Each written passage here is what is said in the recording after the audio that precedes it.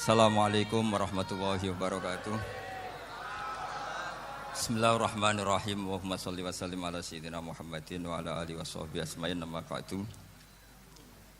Sedanten ingkang kula hormati wabil khusus teman bapak kula Kiai Haji Agus Ali Masyuri. Beberapa kiai yang tanpa ngurangi rasa hormat, saya hormati semua. Ini ada beberapa Gus. Ini saya ngaji insyaallah seperempat jam. Seperempat jam nanti yang menghisap Gus Kausar berapa Gus? 10 menit. 10 menit. Begini, sebetulnya saya membela semua umat Islam itu ahlul jannah. Karena saya ini ibarat marketing. Kalau orang Kristiani itu kan setiap orang mati sudah tenang bersama Bapak di surga. Jadi kampanye itu menarik sekali. Sementara kita sudah kiai, sudah imam masjid, sudah ulama, masih saja dikhawatirkan su'ul khotimah. Ini kalau kampanye ini tidak imbang, ini nanti saya takut kalah. Makanya saya bilang pokoknya semua orang mukmin itu ahlul jannah. Karena memang asli hadisnya seperti itu, man qala la ilaha illallah dakhalal jannah. Bahwa kemudian ada beberapa kiai yang mungkin wataknya itu pesimis, kemudian bikin sekian aturan-aturan yang sebetulnya itu cerminan dari pesimisnya, terus akan-akan masuk surga itu susahnya bukan main. Nah itu saya tidak setuju karena tadi pasti kalah dengan kampanye sebelah yang setiap orang mati dibilang sudah tenang bersama Bapak apa? Di surga. Jadi ini penting. Terus kedua saya bilang agama ini sudah begitu baik. Masa kunci surga sudah dibocorkan miftahul jannah la ilaha illallah. Masa sudah pegang kuncinya enggak jadi masuk surga itu kan aneh. Ya sudah masuk saja, tapi tidak usah minta bantuan saya, masuk aja. Kan sudah pegang kuncinya. Terus ketiga, kenangan terburuk saya ketika jadi kiai itu gini, saya ada beberapa guru SD datang ke saya. Ini agak-agak masalah besar. Gus boleh enggak buka ujian nasional yang masih disegel?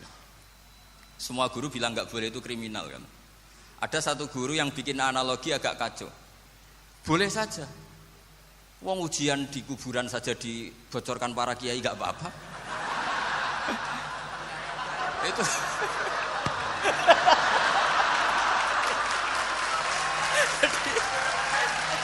tapi ini kriminal ya. Perhatian kepada kiai, nggak boleh memukul pemateri.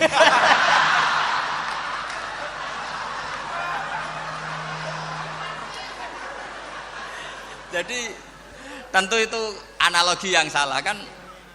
Marrobuka kan, Tuhan kamu siapa, Nabi kamu. Tuhan kamu siapa, Nabi kamu siapa, imam kamu siapa. Ini kan sudah dibocorkan oleh para kiai. Artinya apa? Nak raiso jawab kebablasan gitu. Terus guru ini berpikir kalau ujian akhirat sekrusial itu saja bisa dibocorkan, kenapa ujian nasional tidak boleh? Tentu ini kias yang salah, saya tidak ngajari seperti itu. Tapi saya ngajari ke kalian betapa mudahnya masuk surga. Kunci jawaban sudah dikasih, kunci pintu masuk sudah dikasih. Kok sampai tidak masuk, ini kebablasan. Paling salah gurunya. Jadi ini kenapa saya sering cerita orang mukmin semuanya itu min ahlil jannah, itu saya jamin. Sama tidak usah takut su'ul khotimah, tidak usah takut berlebihan seperti itu. Karena setahu saya, setidaknya saya mewakili ulama zaman ini. Rata-rata guru kita ini bermadzhab Syadzili dalam berkeyakinan berpikir tentang Allah. Di antara ini yang mulai saya ngomong serius, supaya tadi kan guyonannya sudah diambil Gus Reza sama Gus Kausar. Saya tahu kenapa mereka guyon. Kalau ngomong serius takut kalah sama saya.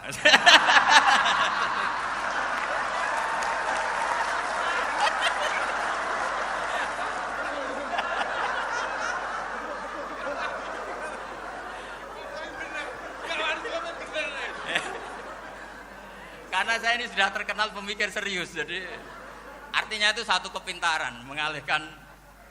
Ya, oh ya, sudah itu satu kecerdasan. Tidak hanya ngalim tapi betul cerdas. Jadi itu bukti beliau-beliau ini cerdas itu. Saya berpikir begini, ini madzhab Syadzili. Kita semua tentu Syadzili karena kita semua ngaji kitab hikam. Kita tahu kitab hikam itu muridnya Abul Abbas Al-Mursi. Abul Abbas Al-Mursi muridnya Syekh Abil Hasan apa? Asy-Syadzili. Saya masih ingat betul makalah itu dan saya ulang-ulang. Setiap saya ngajar di sarang saya ajarkan itu. Kilali kata Abdul Hasan As-Sadili, saya pernah dapat hatif, dapat semacam ilham. Apa makna min syarril waswasil khannas? Itu kata beliau dijawab oleh hatif itu. Hatif itu nggak perlu diterjemah tadi ada karena tadi diajarin itu. Apa yang dihidupkan itu nggak perlu dijelaskan. Kata hatif tadi, waswasun yadkhulu bainaka wa baina habibika. Yunsika altofahu alhasanah wa yudzakiruka af'alaka asyi'ah wa yukassiru indaka dzatas shimal wa yuqallilu indaka dzatal yamin liya'dila bika an husnidzanni billah ila su'idzanni billah. Jadi yang dikatakan waswas adalah kamu digiring untuk hanya ingat sisi-sisi kamu yang negatif, dilupakan bahwa Anda punya sisi-sisi yang positif. Misalnya seperti ini, mungkin secara fikih tadi banser-banser tegas, wah ini masalah lelaki perempuan dipisahkan gini-gini. Tapi kenapa Ghazali bilang ya sudah gini gak apa-apa. Sebetulnya ada rukhsah itu karena ini di depan umum. Yang paling pantangan Nabi itu la yakhluwanna rajulun bimra'atin. Ini ada yang menjaminnya gitu. Malah khawatir saya di sini dipisah tapi setelah berduaan nggak bisa. Jadi toleransinya karena ini di depan umum. Itu masih ada toleransinya. La yakhluwanna rajulun bimra'atin. Begitu juga ketika kita dosa, misalnya kita dosa. Orang Islam setiap dosa itu pasti ingat salahnya, kemudian istighfar. Dan ketika satu kebaikan dibandingkan keburukan, itu kata semua ulama, karena sayyi'ah itu bernilai 1, kebaikan bernilai apa? 10. Itu masih surplus berapa? 9. Jadi itu cara berpikir Abdul Hasan As-Sadili. Kenapa kamu harus berpikir positif tentang Tuhan? Sekali berpikir tentang negatif, itu bahaya betul. Misalnya begini, kamu berpikir tak rewangi dadi kiai sujud rukuk ternyata aku tetap mlebu neraka, gunane apa? Itu menurut saya kan enggak punya akal. Sujud itu satu kelaziman menghamba kepada Allah. Normalnya seorang hamba itu ya sujud. Kemudian gara-gara kamu ingin masuk surga, terus logika kamu dibalik, gunanya apa saya sujud? Ternyata saya masuk neraka. Itu pertanyaan yang benar-benar bodoh dan itu menjadikan Allah benci. Logikanya dibalik begini. Ini saya ngomong serius karena ini bentuk kemenangan saya ini bentuk kemenangan saya. Saya berkali-kali ngomong di kota pelajar di Jogja karena banyak pengujinya juga. Bukan sekedar pendamping tapi penguji. Banyak yang profesor, bukan sekedar doktor, banyak yang profesor. Jadi ya ini dok. Begini. Saya pernah ditanya sama seorang dosen, Gus, saya ini ngaji hadis banyak, tapi ada yang saya tidak paham, yaitu mangkola la ilaha illallah dakhalal jannah, ada kalimat wa in zana wa in saraka. Meskipun pernah zina, pernah maling. Ini kan seakan-akan mentoleransi perzinaan dan pemalingan. Terus saya bilang, oh makna hadis itu seperti ini. Jadi kebenaran absolut, kebenaran yang mutlak itu tidak akan terganggu oleh status perilaku seseorang. Saya berkali-kali memberi contoh. Orang yang ditangkap KPK akan bilang 1 tambah 1 2. KPK-nya juga bilang 2. Rivalitas dalam politik, Pak Prabowo ya bilang 2, Pak Jokowi juga bilang 2. Orang yang zaniyah, yang lonte pun akan bilang 2. Muftinya juga bilang 2. Ketua MUI-nya juga bilang 2. Artinya gini, kebenaran yang absolut adalah kebenaran yang siapapun akan meyakini seperti itu. Seperti 1 ditambah 1 2. Kamu punya musuh bilang 2. Kalau ibu-ibu ini punya maru ya marunya bilang 2 tadi tambah mama. Enggak tahu saya terjemahnya apa tadi. Nah, kebenaran yang absolut itu kebenaran yang siapapun pasti mengakui. Dan uniknya begini, saya kalau saya pernah ngaji acara himmah, acara pondok sarang di Demak. Kalau kamu bilang 1 ditambah 1 menjadi 2, untuk mengatakan 2 itu kamu butuh hadiah enggak? Mereka semua jawab enggak. Kita semua enjoy saja mengatakan tembok itu putih. Kenapa? Karena memang putih. Kita mengatakan 1 tambah 1 2 karena memang kita tanpa presentasi dapat hadiah, dapat penghormatan. Kenapa untuk mengatakan Allah itu Tuhan kita butuh surga? Memangnya kalau tidak ada surga Allah tidak jadi Tuhan? Ini problem orang soleh-soleh yang terlalu pesimis. Makanya nanti orang-orang soleh itu masuk surganya berat. Tapi kalau orang alim lebih gampang kira-kira seperti itu. Iya, karena kan imannya lebih bagus. Dalam hadis qudsi Allah ini yang dibuli orang-orang soleh. Laulam akhluk jannatan wala naron alam akun ahlan an uto'a, dalam hadis qudsi itu. Kalau saja saya tidak menciptakan surga dan neraka, apa saya tidak jadi Tuhan yang perlu ditaati?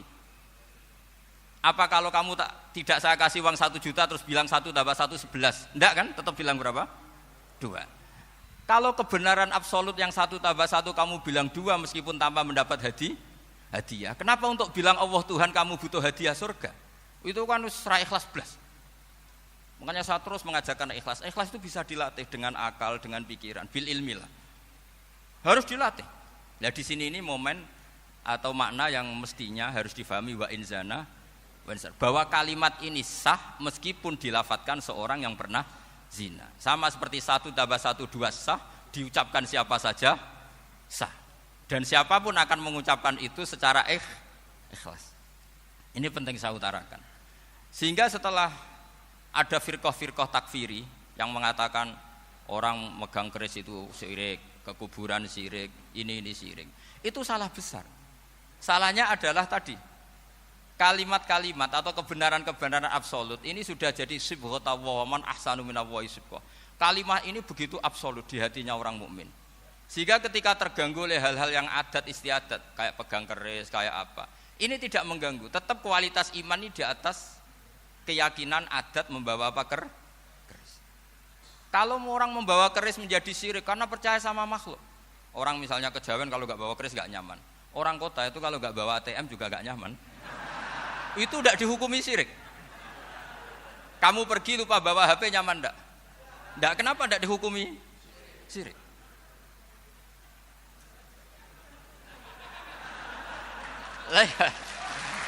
Jadi ini logika-logika. Jadi makanya ini Gus Reza boleh ngeritik saya. Saya itu berkali-kali bilang, saya termasuk ulama yang mau bikin gerakan cangkem elek. Karena nanti kalau saya nisbatkan ke Rasulullah itu tidak pantas karena Nabi ahsanan nasi khalqaw wa khuluqa. Tapi saya siap jadi bempernya Rasulullah sallallahu alaihi wasallam. Pernah ada diskusi di Jakarta, ini kisah nyata. Apa dalilnya setelah sholat salaman? Mana hadisnya? Itu dijawab hadisnya tentu kita kesulitan. Kalaupun ada hadisnya dhaif semua yang masalah musafahah. Akhirnya mau tidak mau dijawab pakai cangkem elek. Boleh enggak kamu setelah salam nyalain HP yang off? Boleh. Boleh enggak ke kamar mandi? Boleh. Oh berarti kencing boleh, nyalain HP boleh, yang enggak boleh itu ingat Allah. Karena mereka mengkritik wiridan, ngeritik salam. Akhirnya mikir deh. Ada enggak hadisnya orang setelah sholat nyalain HP? Enggak ada kan? Tapi mereka nyalain HP enggak hambatan, tapi untuk salaman masalahkan. Ke kamar mandi boleh, tapi untuk wiridan enggak boleh. Akhirnya mereka sadar, oh iya. Lama-lama dibisi gini yang kelompok itu. Kamu itu korban aliran supaya kamu enggak ingat Allah, ingatnya HP-nya. Sehingga orang wiridan kamu kritik, orang nyalain HP enggak kamu kritik. Itu kelompok itu adalah kelompok orang-orang yang supaya orang Islam itu lupa Tuhannya. Itu gerakan cangkem elek, tapi jadikan orang sadar. Jadi ini penting. Jadi kalau kamu tidak bisa bela agama dengan jalan yang lurus karena tidak bakat gitu, nggak apa-apa pakai cangkem elek tadi. Karena nggak mungkin gerakan ini dinisbatkan kepada Rasulullah Shallallahu Alaihi Wasallam. Kalau soal sanad saya punya sekian sanad tentang itu, tapi tidak usah kamu ikuti. Ada orang tanya, ya Pak Kiai kalau setan dibakar di neraka panasan enggak? Ya panasan. Loh kan setan dari api, ngapain harus panasan? Kan materinya sama. Terus Kak Kiai tadi enggak kesulitan, dia ngambil pasir, disawero di wajahnya. Wah sakit Kiai, kamu kan dari tanah, kena tanah kok. Jadi itu ada sekian, artinya gini ya, kalau kesulitan jawab pakai baik-baik ya sudah pakai cangkem elek itu aja kan. Tapi tentu kan gerakan ini tidak mungkin dinisbatkan kepada para nabi.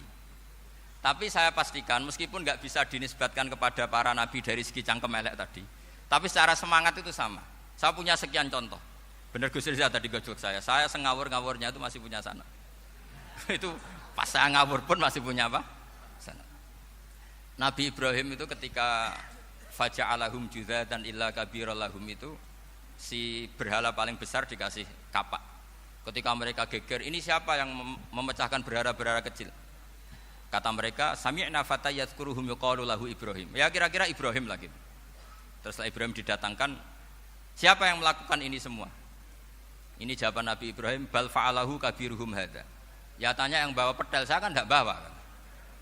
Terus kata orang-orang, otak kamu itu di mana? Masa berhala disuruh nanya, kan nggak bisa ngomong. Ibrahim kembalikan, uffil lakum walima ta'buduna min dunillah. Lalu otak kamu di mana? Sudah tahu nggak bisa ngomong kok disembah gitu. Itu ada kata uffin. Uffin itu kalau diterjemah kira-kira ya agak-agak jancuk gitu. Kira-kira seperti itu. Ya kira-kira seperti itu. Jadi sekarang dalilnya jancuk apa Gus?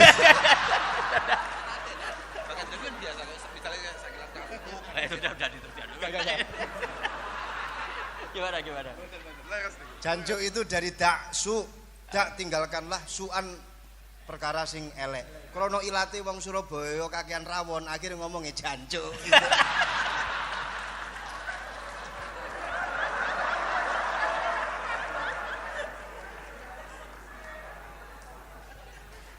Jadi mulai dulu melawan kebatilan itu harus pakai logika yang vulgar. Karena memang nggak mungkin dengan bahasa-bahasa priayi itu nggak mungkin. Dan ini penting saya utarakan. Nah, kalau nanti nggak mungkin dinisbatkan kepada Rasul karena Nabi adalah ahsanan nasi khalqa wa khuluqa, kita yang ngambil alih saja. Gus Reza, saya, Gus Kaustan ini cara cangkem elek kan pantas. Luas. Selain bakat ya sudah natural. Karena memang itu cara kita menjelaskan kebenaran. Saya ulang lagi, itu cara kita menjelaskan apa? Kebenaran. Mau tidak mau. Saya pernah ditanya sama seseorang, Gus, beberapa nabi itu kan poligami itu bukti hiperseks. Karena yang tanya itu orang nasionalis, nggak pati senang Islam. Terus tak balik tanya, perempuan itu makhluk lemah enggak? Ya lemah. Kalau nolong lama satu itu gimana? Ya baik. Kenapa nolong dua jadi tidak baik? Harusnya kalau nolong tiga tidak baik. Tapi saya tidak dukung poligami. Nah, ini cerita. Setidaknya mereka jadi ingat. Saya itu pernah ditanya agak-agak orang ateis. Dia benci Islam tapi neliti Islam. Pertanyaan kedua, kenapa dalam perang itu seakan-akan Nabi itu perampok? Hartanya orang kafir disita kemudian menjadi ghanimah. Itu kan kayak ngerampok. Terus saya tanya gini, kalau ada penjahat ke rumah kamu kemudian pakai senjata api, setelah kamu ringkus, itu senjata api kamu kembalikan apa kamu sita? Oh ya saya sita, kalau tak kembalikan dipakai ngerampok lagi. Ya sama seperti itu, kalau kekuatan mereka dikembalikan akan dipakai kekuatan mereka lagi. Jadi ya lagi-lagi ini kemenangan orang serius. Karena nanti guyonnya sudah dintekno sama Gus Safa sama Gus Riza. Nah, kenapa saya ngajar begitu rileks, begitu santai? Karena pikiran saya sederhana. Fa innal uqula muttarratun ila qabilil haq. Akal sehat pasti dipaksa menerima apa? Kebenaran. Sehingga kebenaran itu tidak usah kamu ngomongkan secara serius, tidak perlu. Kebenaran itu mudah diterima. Saya itu pernah ngaji berkali-kali di Jogja di mana-mana sampai ada buku seorang dokter nulis tesisnya itu bangga lagi menjadi muslim setelah ngaji saya itu. Karena saya menerangkan itu ringan. Orang Islam itu harus mencintai Allah. Ciri utama cinta itu tidak tegang, rileks. Saya bilang begini, kalau kamu pernah 1 tahun digratisi orang rumah, makanan, kamu kira-kira itu mudah nggak mencintai orang yang berjasa sama kamu minjemin rumah dan ngasih makan gratis? Mudah kan? Apalagi kita ini mudah mencintai orang yang minjemin mobil 1 tahun, ngasih rumah 1 tahun, apalagi selamanya. Kenapa kita tidak mudah mencintai Allah yang memberi kita bumi, air, oksigen, semuanya kita dikasih Allah? Akhirnya mereka mikir, wong mencintai seseorang yang ngasih dalam durasi 1 tahun saja mudah, apalagi mencintai Allah yang ngasih kita tanpa batas. Itu disebut walladzina amanu asaddu hubbal lillah. Orang mukmin itu mudah sekali mencintai Allah. Caranya dilatih tadi. Kita mudah mencintai orang yang berjasa sama kita. Kenapa tidak mudah mencintai Allah yang tentu jasanya lebih besar? Nah, karena akhir-akhir ini banyak orang yang terlalu nazir, terlalu kata Nabi kan basyiru wala tunafiru yasiru wala tu'assiru. Sehingga saya bikin gerakan. Pokoknya semua orang mukmin pasti masuk surga. Nanti soal ada kesalahan-kesalahan kecil yang menjadikan orang su'ul khotimah itu sifatnya kehati-hatian. Jangan menjadi hukum. Hati-hati itu tidak menjadi hukum. Kalau kamu nyupir hati-hati itu bukan berarti pasti kecelakaan, enggak. Hati-hati itu ya hati-hati saja, tidak menjadi hukum. Ini penting saya utarakan karena kubu sebelah kampanyenya sudah tadi, setiap mati mesti tenang bersama Bapak di surga. Sementara kita mau kampanye, kamu sholat tidak mesti diterima, haji tidak mesti diterima, jadi kiai tidak mesti masuk surga. Coba kalau kita kampanye gitu terus, yang mau jadi muslim itu siapa? Jadi ini sudah tak perhitungkan matang-matang saya milih mazhab seperti itu. Ya ini saya pikir sudah, ini pembandingnya supaya punya waktu. Saya suka sekali. Nah ini yang sesi terakhir ya, sesi terakhir. Saya akan cerita fikih karena Nyun sewu Gus, ada iklan sebentar dari ibu-ibu, pentolan mik kurang dekat ke mulutnya Gus Baha. Sehingga suaranya tidak terdengar sampai ke belakang. Oh, gitu, pentolannya didekatkan Gus oh, ke mulut. Ini kalau ngomong konotasinya itu mesti nyerempet. Sudah apa ya? Sudah ahlinya di situ. Ya malah ada di situ.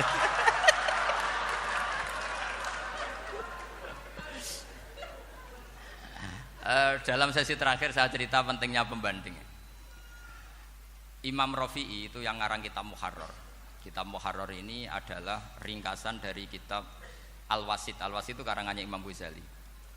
Al-Wasit sendiri ini khas ngaji NU karena NU maknanya Nahdlatul Ulama, gerakan para ulama. Jadi kalau nggak ngerti alim-alim seperti itu ya ada NU. Sebenarnya sampai itu pasnya Nahdlatul Ummah, gerakan umat. Tapi kan sudah jadi partai politik Nahdlatul Ummah. Karena yang katakan NU itu Nahdlatul Ulama, gerakannya para ulama. Imam Rafi'i itu berpendapat sujud itu cukup pakai batuk, pakai jidat. Itu dalam kitab Muharrar. Wal asoh anna sujud yasihu mau cukup biwat iljabah. Ketika Imam Nawawi mentasih kitab Muharrar namanya Minhajut Thalibin, itu mengkritik Imam Rafi'i. Kata beliau sujud itu untuk sah harus melibatkan 7 anggota karena berdasar hadis umirtu an asjuda ala sapati a'zumin, yaitu al jabhah wal yaden warukbaten wal kodamen, yaitu jabhah 2 tangan, 2 lutut dan 2 kodamen. Akhirnya saya ngecek di kitab asli Imam Rafi'i termasuk Ashabut Tarjih dan Imam Nawawi. 2 orang ini khilaf. Kan nggak mungkin kita sebagai mushahihnya karena yang khilaf ini 2 ulama besar, satu Imam Rafi'i, satu Imam siapa? Nawawi.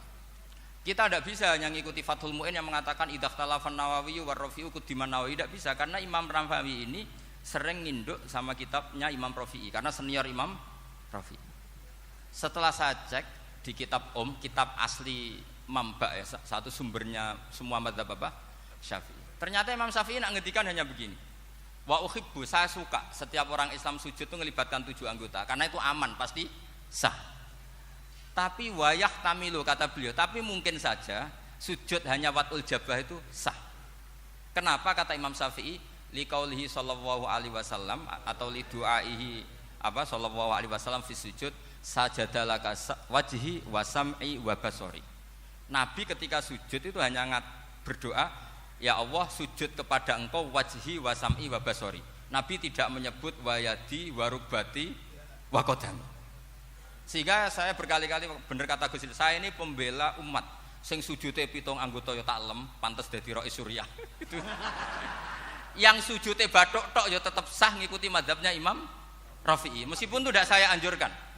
Tentu tidak saya anjurkan. Alasannya Imam Syafi'i tadi Rasulullah pernah berdoa dengan kata-kata sajadalaka wajhi, bukan diteruskan wayadi warubati wakoda.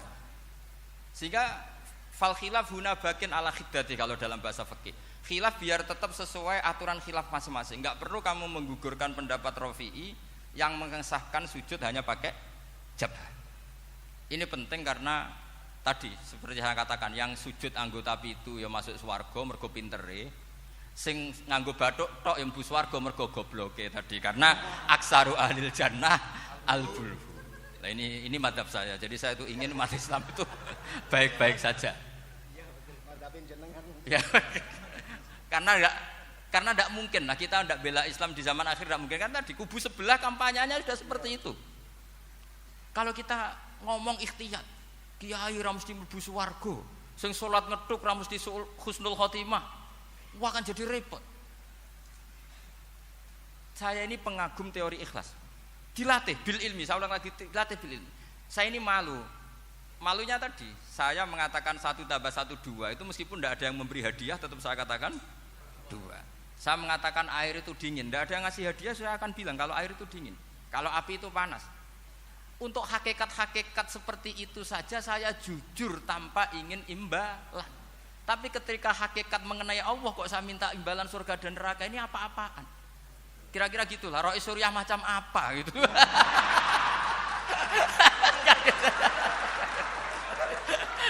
Ya saya kira demikian. Assalamualaikum warahmatullahi wabarakatuh. Waalaikumsalam warahmatullahi wabarakatuh.